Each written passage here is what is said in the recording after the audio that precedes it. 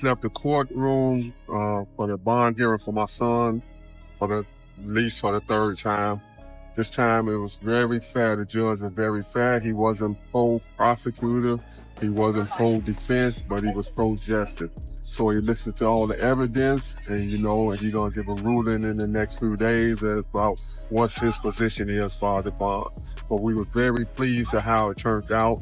So continue, family, friends, and fans, continue to keep us in your prayers, and we thank you. And inshallah, God willing, this be victorious for us, that we have a good ruling in our favor. Lil Durk's latest bid for bond, his third attempt, was met with a surprising twist. A denial not based on legal weakness, but on his wealth. After Durk's legal team submitted an offer, reportedly so strong, it took the judge for days to consider. The request was ultimately rejected. According to reports, federal prosecutors argued that Durk's financial resources posed a greater risk, fearing he could potentially use his fortune to influence or threaten witnesses, including placing bounties. In a startling condition, they claimed that unless Durk gave up all his assets and went completely broke, bond would remain off the table, highlighting a case where power and privilege became a liability rather than an advantage. Bond for Lil Durk. Let me tell you about what options he has left and why the bond was denied this time. Now, he's in federal court on a murder for hire charge where he faces the possibility of life in prison. What that means is, under the federal law, it is presumed that you do not get a bond because the charge and the penalty are so serious. So your lawyer has to go out there and show why you should get a bond. Now, ultimately, what the district judge decided to deny the bond on was a couple of factors. There's a couple $1 million being put up, but it's not all being put up by Durk. Some of it is from the label, and ultimately Durk has a lot more money and assets than what's being put up. So if I let him out on bond and he tries to flee, he's going to have tons of assets and money at his disposal. Federal authorities remain deeply concerned that if Lil Durk is released, he could retaliate against those who crossed him, potentially placing bounties on their heads. And now, those fears seem less speculative and more rooted in unfolding events. News broke that Durk's longtime friend, Glee, was tragically killed in Chicago just last night. The internet quickly erupted with speculation, especially after a viral comment asked, "Has anyone seen Jam since he snitched on Durk?" A reference to Jam, who was exposed months ago as a federal informant during an interview on DJ Vlad's platform, while Jam has kept an extremely low profile ever since. The timing of Glee's death and the rising body count among gang affiliates have only intensified suspicions that street justice may already be in motion. A guy named OTF Jam. That was wired. Very ironic name. Jam now got he him put in a everyone in a jam. jam. Did 12 years. 12 got years. out, interviewed, said he kept it real, brought him cars, gave him 50,000. Right. This. Made mention that ain't no smut on his name. He ain't never been a rat. Caught a gun case, but eventually he fled. After the news broke, reports surfaced that Jam had been tracked down by Feds-affiliated members hiding in a house just outside Atlanta. Sources allege he was punished for cooperating with authorities against Durk, and while a photo of the location leaked online, Jam has vanished from the public eye ever since. That silence, it turns out, may be due to the gravity of the evidence. He handed over more than 230 gigabytes of digital content, including wiretap audio, surveillance footage, and a staggering 20,000 pages of federal reports now under review for discovery. The files reportedly implicate Durk in 2 additional murder-for-hire plots. The first targets Stephen Mack, believed to be responsible for the death of Durk's brother, D-Thang. The second involves Jam's own child's mother, who died shortly after Durk allegedly discovered Jam had been wearing a wire. Investigators now believe Jam is the key witness in building a triple case against Durk, and even pointed to an Instagram live clip where Jam appears to whisper into his jacket, further fueling speculation he was wired up. Interestingly, months before his arrest, Durk had already sensed betrayal in the air. He later revealed he had been anticipating Jam's cooperation, saying, "I can read people in 5 seconds." In interviews, Durk made it clear he no longer shares sensitive information with anyone, claiming he's been thinking several moves ahead, like he's playing 3D chess with real lives on the board. I don't think people realize that.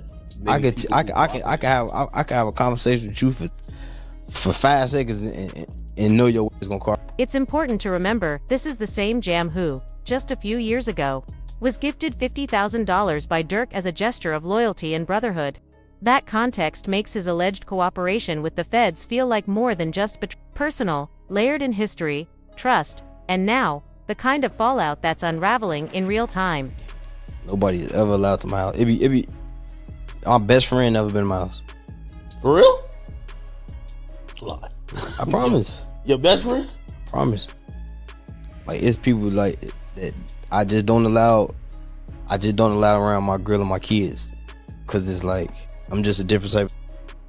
I'm not the. We can have family night at Durk house tonight. It's the. You say everybody at Durk's crib. Yeah, we gotta. Everybody getting watched. We gotta watch everybody. Hey, you go too. They go too close to them kids. You know what to do. Like, that's how I play. Like, I don't play. After the live stream, federal agents zeroed in on familiar faces, suspects linked to the killing of Lil Pab and jewelry store theft alongside King Von. In one clip, someone cautions, "Boss, you good?" As they sense things getting serious. Moment captured in chilling detail. The money man stepped in, but the real bombshell came in evidence against Durk in a murder-for-hire plot targeting Stephen Mack. Prosecutors presented the judge with an Instagram story captioned for DTHANG. Posted just 30 minutes after Mack was killed, paired with a viral IG live of Durk joking the next day, "Boy tweaking, my folks on his head slap." It's a striking juxtaposition that raised serious questions. Meanwhile, a viral tweet slammed the idea that Durk was denied bond merely for being wealthy, claiming court records actually reveal deeper implications. Dawes' brother, literally, just snitched on all of us and they're hiding it to catch Durk's lawyers by surprise. The tweet referenced new body cam footage of FD Durk's reputed enforcer caught, pleading with authorities to testify. Reportedly, during a stop at a convenience store, FD was found carrying a firearm with an extended clip. When brought in, he was seen in tears, reportedly saying, "I swear, I'll tell you all about the murders."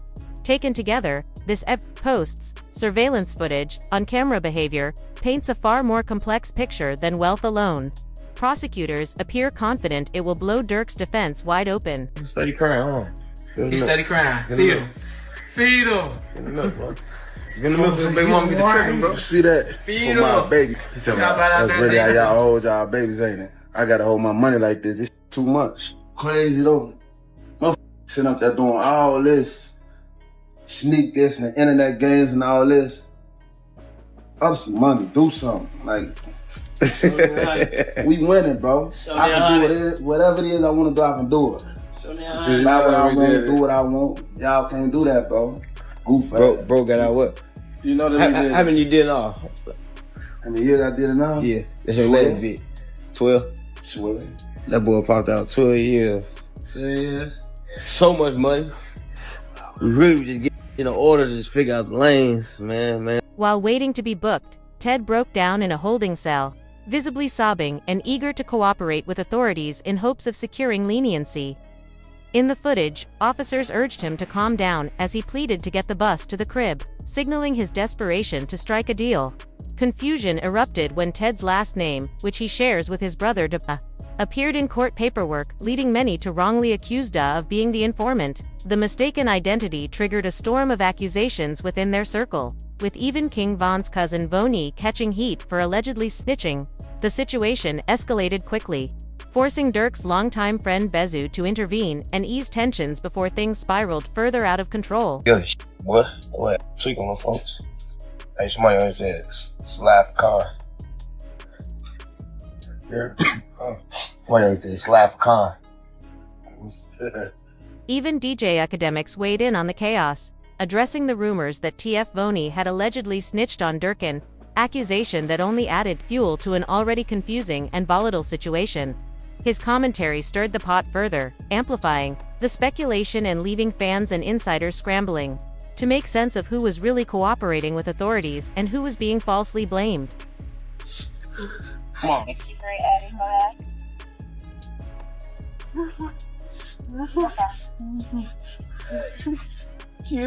stop it. Stop it.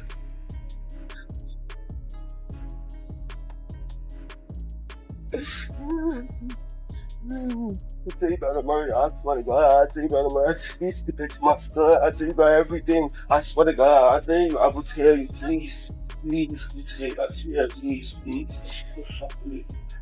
Despite all the swirling controversy and heavy allegations, Durk may still have one final shot at freedom.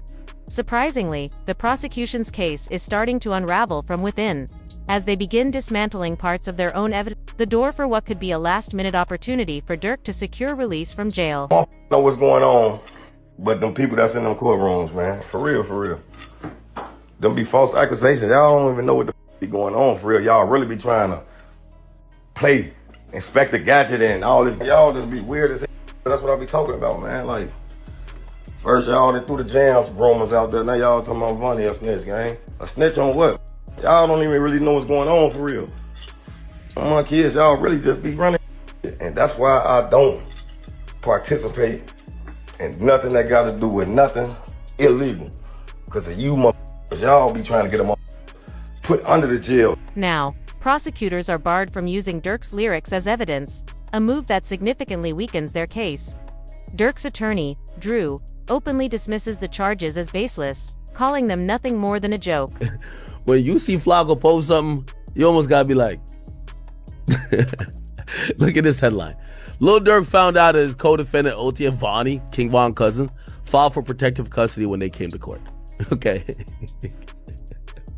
That sounds so crazy. This is why we have streams like this. This is, I'm not gonna get on anybody or anything like that, and I'm not gonna ever say that I haven't, maybe jumped maybe once in a while, but I definitely do aim to be correct, and I never try to be incorrect out of malice, right? This is why we love to bring up the paperwork and try to explain it, and also increase everyone's knowledge on stuff, because a lot of times these days the headline is way. Asterisk, however, Drew made it clear that Durk's team is prepared to fight relentlessly and won't settle for any plea deal. They're committed to taking the case all the way to the end. And they backed away from, which is huge. It shows the weakening of the case. Previously, the prosecution had alleged that Durk paid the bounty for through one of his co-defendants, and they named the co-defendant. Now they've backed off that allegation. They're not actually saying that Durk paid the bounty through the co-defendant or anyone else. And the fact that they're not saying that suggests that previously they thought they were going to be able to prove that he paid the bounty through this guy, and now they know we're not going to be able to prove that he paid the bounty through the... Durk's legal team is determined to push forward, holding a strong First Amendment defense in reserve. They argue that his lyrics are a form of artistic expression protected by free speech. Just like any other genre, whether country, pop, or R&B, that tells stories without being grounds for prosecution, the notion that hip-hop's portrayal of violence justifies legal action challenges the core principle of free speech, which remains intact. Simply because his songs paint vivid pictures doesn't mean they should be used as evidence against him. Optimism runs high among Durk's lawyers, with some even drawing parallels to Young Thug's case, suggesting Durk could soon be freed. This is as follows. So there was an indictment that did not name him, right? It named others, and then there was an unindicted person. And then 3 weeks later, that indictment was what's called the first superseding indictment, and it does name him. The indictment was identical, except the unnamed person now became Durk Banks. And this is the really important part, Ack. The second indictment, what's called the first superseding indictment, only had one new fact. It had one new fact, and that was it alleged that there was a video by Durk that celebrated and monetized this. One lawyer pointed out that prosecutors often miss the mark when it comes to understanding rap culture, treating it like text stripped of its context. Without grasping the nuances of time, place, and audience, they interpret lyrics too literally, missing the layers of meaning that insiders recognize. This kind of misunderstanding isn't new. Outsiders peering into hip-hop frequently misread its language, twisting it to fit their agenda. Meanwhile, the feds are well aware of the close ties among artists. For example, when Brick Baby was arrested in a major Roland 60s gang crackdown, prosecutors used the timing to delay Durk's bond hearing, gathering last-minute evidence. Rumors swirl that Brick Baby, arrested just a week before Durk's hearing, along with Big U and Loose Cannon, might turn informant. Lawyers suspect the government will pressure Brick Baby to reveal everything about Durk, especially since he was linked to a murder-for-hire investigation against Durk 3 years ago. Back then, Brick Baby live-streamed, declaring, "You can't say Durk never slid for Vaughn because they got PAB," highlighting the deep connections and ongoing tensions behind these cases. You know, likelihood of a plea. I think a lot of people have seen, like, this seems like it's a do or die thing. This is kind of like it's going to be like a 1 or 0 type of situation. You're either are or you're not. Is Durk, from your understanding, or you as a lawyer right now, as his criminal attorney, are you open to possible conversations about plea deals? Are you thinking, no, we're going all the way? Would you entertain it, just entertain it, because that's your job to listen to it and maybe present it to Durk, or that's just off the table? It's a conspiracy commitment case. It's an all or nothing case, and he did not participate in a conspiracy to commit. And so there is no alternative. It's a life sentence, potential life sentence. So this case is going to go to 12. Did you know Brick Baby made an even more damaging statement? Prosecutors introduced lyrics where he admits, "They told me they got an address. They got the location," and then he openly confessed he would have revealed Quando Rando's whereabouts if Durk had asked. He justified it by saying, "What's wrong with giving my friend the address? My boy lost his friend. Who did it? And if Durk had asked, 9 times out of 10, I probably would have helped." Whether or not this is true, his words suggest a willingness to share sensitive information, which the feds are now using against him. Brick Baby is currently in custody, facing serious charges, and under heavy pressure to cooperate, likely turning on Durk to reduce his own sentence.